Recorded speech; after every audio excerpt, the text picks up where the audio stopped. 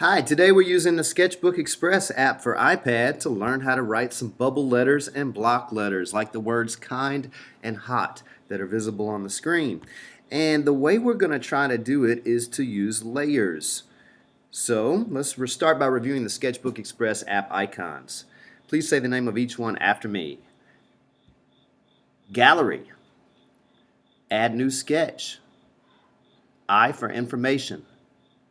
Undo arrow, redo arrow, brush editor, draw styles, symmetry, text, transform, and layers. Today we're going to use text, layers, and our draw styles.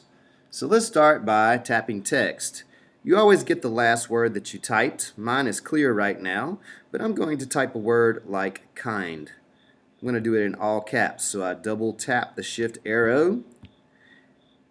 Now those letters are really close together. Let's do it again, and this time let's put one space in between each letter. You'll see in a moment why that space is so important. I'm going to use the slider to make the word very large. And while I'm in here, I'm going to go ahead and type another word. So I press done. I tap ... the letter A for text. I get the last word I typed. I'll take that away and type the word hot. And I'm going to skip a space in between each letter again. Awesome. I'm done. Now I'm going to create another layer. So I open layers and use the 1+ to start a new layer. Now the words kind and hot are underneath my new layer. I'm going to go to my draw styles and pick the thin pen to draw with. And I'm going to change color. I'm going to change to blue. You can pick any color that you like. Let's zoom in on each letter of kind and make them look like bubble letters. When I say bubble letters, I mean letters that are very curvy on the ends, like bubbles. Bubbles from soap, or bubbles from the kind of bubbles that you blow at the park. So I want my letters to be rather curvy. I'm using wavy lines and curves, and I always make sure that I touch where I started from. So after I go around the end with one smooth continuous line, when I come back to where I started from, I have to make sure I touch that point in order to use our fill bucket, which is what we're about to do next.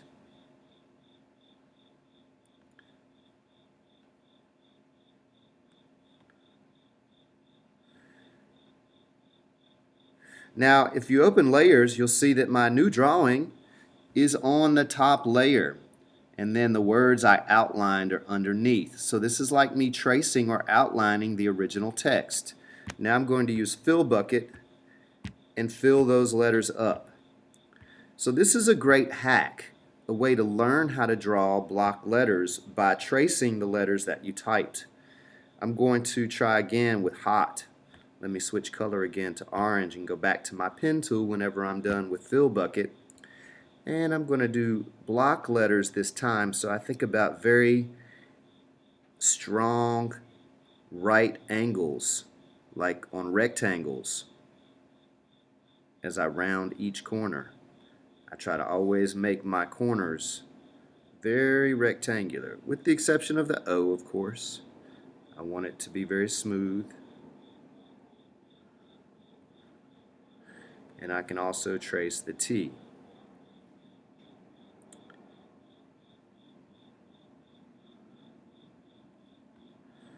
Again, let's use fill bucket.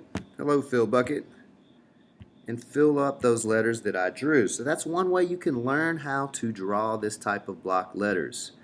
Now for the fire, I am just going to use some red, some yellow, and some orange and draw wavy, jagged lines. So I'm combining jagged and wavy.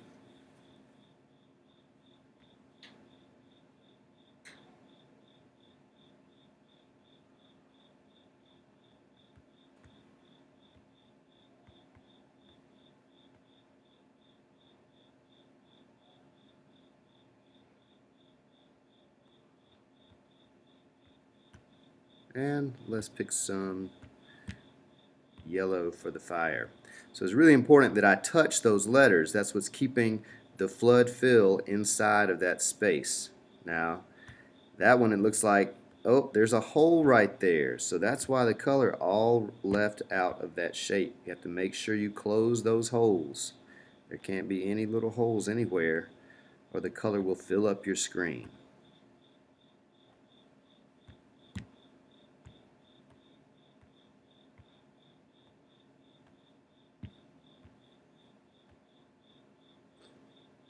Can't wait to see how your block letters turn out.